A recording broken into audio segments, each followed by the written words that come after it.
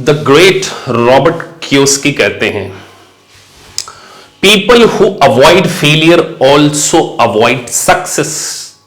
अगर आप फेलियर को अवॉइड करते हैं, मतलब आप चाहते हैं कि जिंदगी में आप कभी फेल ना हो, तो आप एक सक्सेस को भी अवॉइड कर रहे हैं। मतलब आप में इतनी कैपेबिलिटीज नहीं है कि आप रिस्क नहीं लेना चाहते एक सक्सेसफुल करियर बनाने के लिए। सो वेलकम गाइस, आप देख रहे हैं CA Shammi Saluja YouTube channel.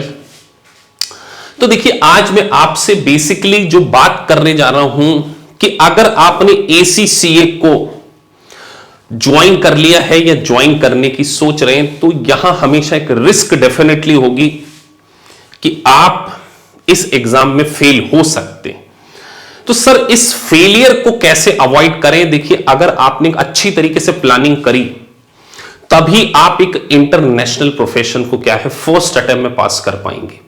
तो आज इस वीडियो के थ्रू मैं आपको वो टिप्स, वो टेक्निक्स और आपकी वे ऑफ स्टडी कैसी होनी चाहिए जिससे आप इस इंटरनेशनल प्रोफेशन को फर्स्ट अटेम्प्ट में पास कर पाए। देखिए, ओवर द पीरियड इतने स्टूडेंट्स को पढ़ाने के बाद ये जो एक्सपीरियंस मैं आपके साथ में उनका शेयर कर रहा हूं, और मेरा जो टीचिंग का एक्सपीरियंस, उन स्टूडेंट्स को पढ़ाने का एक्सपीरियंस, सारी चीजों को आज मैं आपके साथ में डिस्कस कर रहा हूं। तो सबसे पहली स्टेप आपको एग्जाम एनालिसिस। देखिए, एग्जाम एनालिसिस के लिए आपको एसीसी की वेबसाइट पे जाकर देखना होगा कि पेपर का पैटर्न क्या होता है। CB pattern computer based examination है। तो आपकी ये जो एग्जाम है ना, एसीसी एक multiple choice question based exam, case study based exam, computer based exam. यहां आपको बहुत ज्यादा लंबे लंबे पैराग्राफ नहीं लिखना है।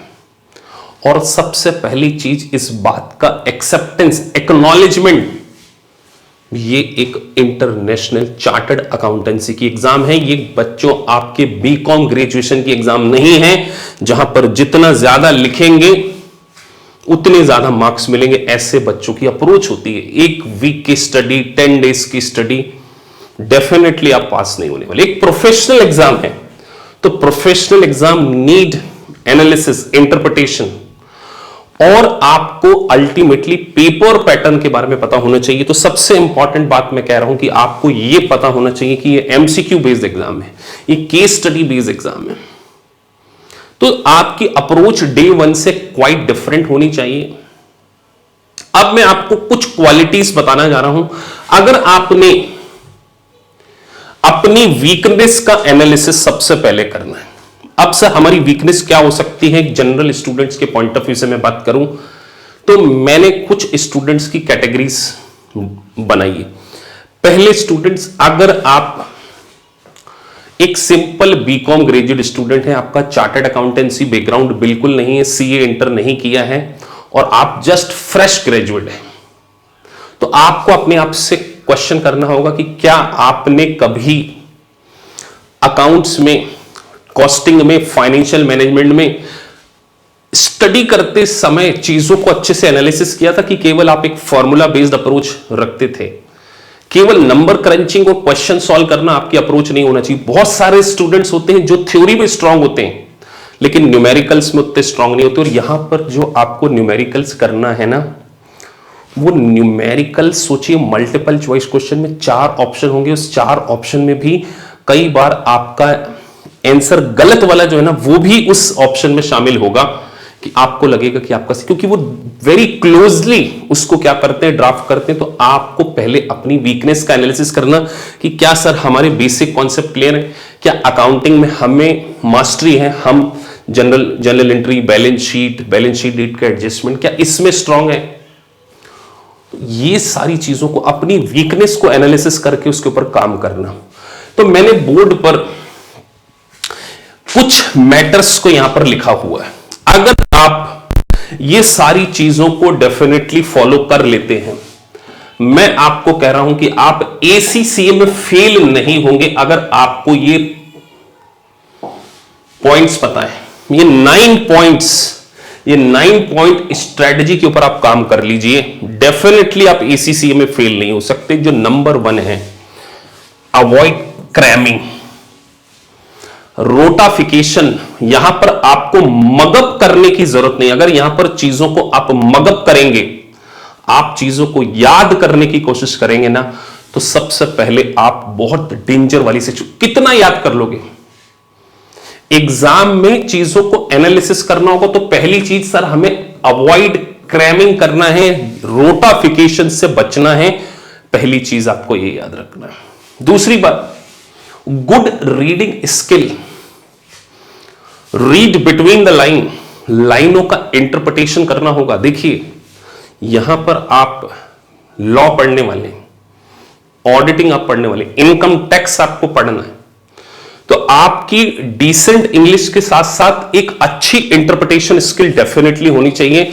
अगर आपकी इंटरप्रिटेशन स्किल अच्छी नहीं है तो आप हमेशा मल्टीपल चॉइस क्वेश्चन में कंफ्यूज होंगे। तो मैं आपसे बोल रहा हूं कि जिस दिन भी आप अगर कोचिंग ज्वाइन करते हैं तो आपका पहला फोकस ये होना चाहिए कि हम रीड कैसे करें, एक अच्छी रीडिंग। सोचिए बहुत बड़ी केस स्टडी, एक पेज की अगर आपको केस स्टडी गिवन है, आपने एक एक पेज के क्वेश्चन सॉल्व नहीं किए होंगे। एक फुल फ्लैज पेज की अगर आपको एक केस स्टडी दी है तो यहां पर आपकी good reading skill, interpretation of law, interpretation of a provision very necessary होगा। यह चीज आपको ड्यूरिंग द स्टडी क्या है ध्यान रखनी होगी। तीसरी बात, बेसिक फंडामेंटल, बेसिक कॉन्सेप्ट के ऊपर मेरा हमेशा से फोकस है।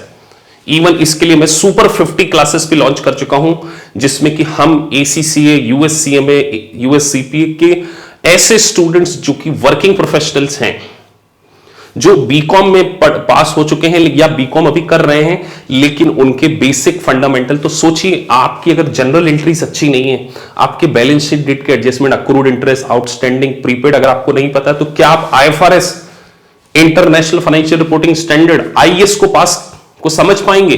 Definitely not at all.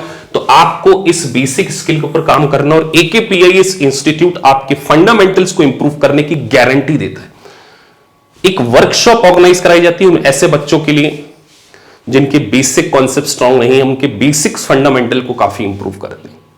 तो आपको इस बात के ऊपर काम करना होगा। उसके बाद